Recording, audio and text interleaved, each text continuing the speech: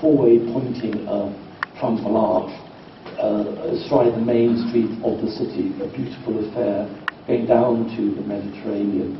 And this is the Septimus Severus was born there, and as emperor he re-edified the city in the 2nd century, and this is a great forum of his famous Medusa heads lying around, now unpoliced, uncertain. This is inside the Basilica of Septimus Severus on his forums, Hercules, and so on, the theatre.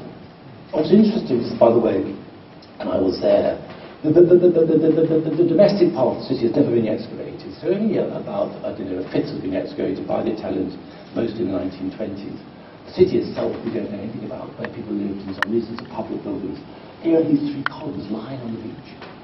In 1816, the Bey of Tunis was persuaded to present to Prince Regent, he was our fort, a large number of fragments from Leptis Magna.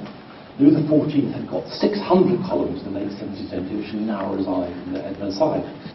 These things were carried off. Have you been to Virginia Water, near Windsor Castle? They've been re-erected in the 1820s by Geoffrey Whitefield to form this strange and pastiche Roman ruins by Windsor Castle.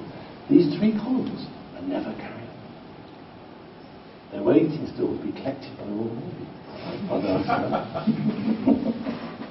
And other sites.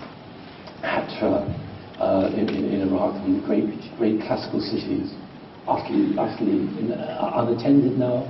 Northern Iraq, again, an interesting place. It was a great city in the classical manner, created by Arabs way before the arrival of Islam. It's therefore fascinating in its imagery, in its gods. This is the great sun god of the city, and the eagle motif on his tunic. This is the image of the Green Man. Fascinating. Those are meant to be names of architects in Aramaic, bottom right. And I mean, the most famous and more worrying thing now is Palmyra in Syria. Many articles have been written recently about uncontrolled removal, looting of objects here. Again, one of the great cities underwent this catastrophic event in the 3rd century AD. Rebellion was put down, ruined ever since. An amazing fusion of classical architecture, again for an Arab culture, with strange Assyrian fusions on the classical buildings. This is the great temple of Baal. Wonderful images similar to Hatra, veiled women, amazingly interesting. This dates from about the 2nd century, AD 200, veiled women following a camel. The camel's image of Alat. Alat is the female version of Allah, meaning Our Lady, the great goddess of this city. It's a sinuous female city. It's not Roman in its grid. It has this wonderful, sinuous central street, colonnade street. Here it is just dusk and various times. Now rush through as you get the idea. But nothing is safe. Nothing is safe. So the great temples of the west, at the east, sunrise, at the west are the temples of the dead, the tombs. These are the most desperate places now. This is just routes, images along this colonnade street going from west to east. Wonderful theatre, and one gets this funeral temple here of a great family, and beyond that, the land of the dead, like the West Bank of Luxor. The sun sets, the dead are buried in these towers, these funeral towers.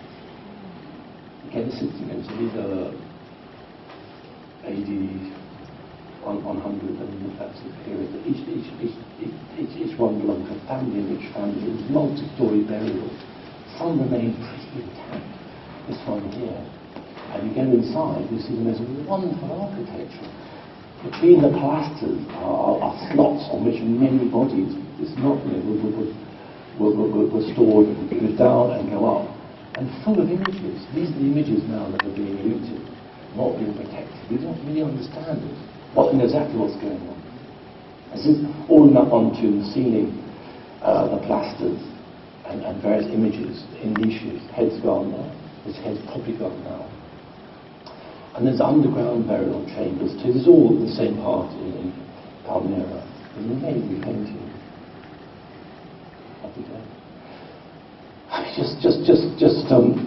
I'm just about finished now. Okay.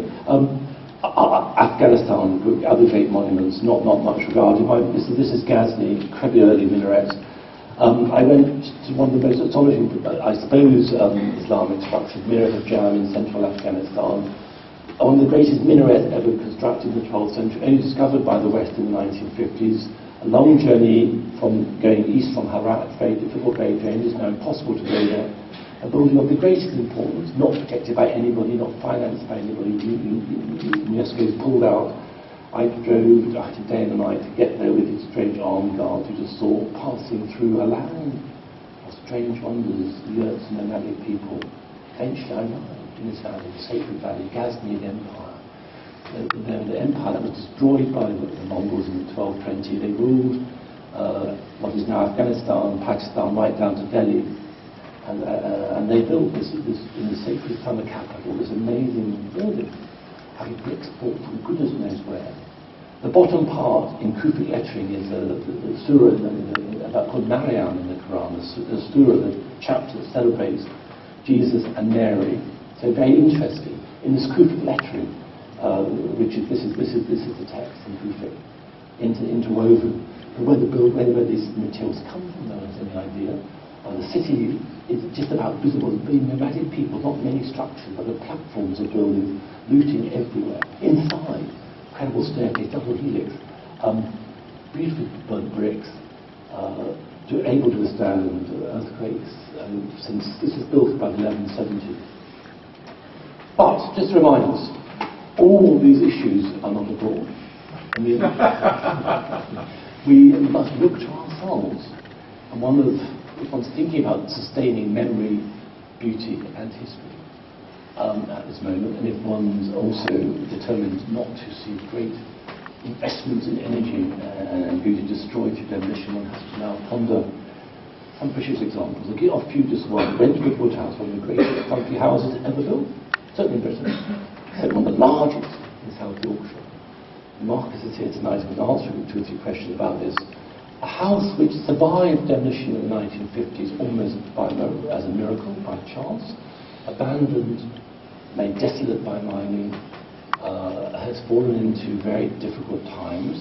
Currently, it has been rescued by a family who live in it. You see this gigantic scale, well over 300 rooms.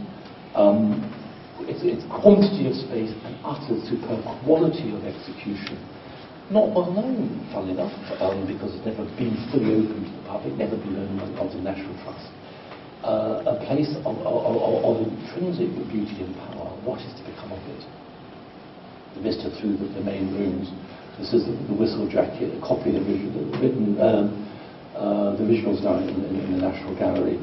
I only want to end on this, just to remind us. I've travelled around the world. I've made much of issues abroad, but we have issues not here so much. Well, we do have history, perhaps, but certainly in the mainland across the water. Now, I realise it's now 5 to 9. I've overstepped the mark. Well, I did start late, didn't I? So I think there are observations or questions, or we could go straight on to the next part of the evening, a long-awaited awarding of ceremony. And you can ask me and maybe Marcus questions afterwards. One question I'm interested. It's about art and architecture. If you take art, you've got the Romans, picturesque, how reliefs have built up.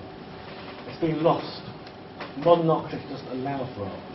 Very interesting. That's a big and interesting question. Big and profound. At what point did art and architecture diverge? I mean, of course, there are many examples where that is not necessarily the case, but you're talking about mainstream modernism, I suppose, where the function, the materials, the volume, the design becomes more important than the artistry of the materials and execution. I'd like your yes, I will answer that over a glass. Well, anyone can join us. I do feel at the moment, though, that would take another half an hour, as much as I like. Can the minister come along, please, for that? Because that'd be very interesting. Oh yes, I'm going to hear you. That's all right. So, sorry, could I just first of all thank Dan very much for his talk.